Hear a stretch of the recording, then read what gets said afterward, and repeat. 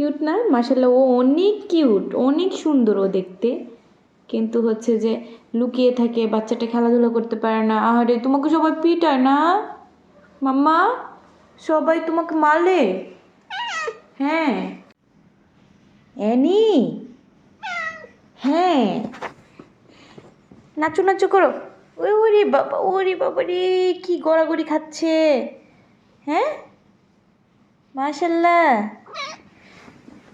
গুচু গুচু গুচু, কি যে করতেছে, মানে কি খুশি সে!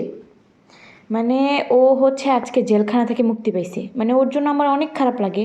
ওকে আমি অনেক ভালো একটা পরিবারে অ্যাডপ্ট দেওয়ার চেষ্টা করছি, বাট কাউকে আমার বিশ্বাস হয় না।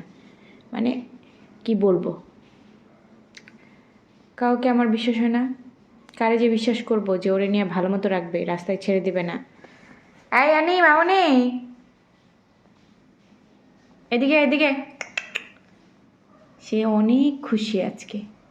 সে ওই দিক দিয়ে দেখতেছে, ওই দিকটাই তার ঝুড়ি খাটের নিচে। তো ওই দিক দিয়ে দেখতেছে যে আমি আসলে নিচে থাকতাম, আজকে আমি উপরে উঠেছি।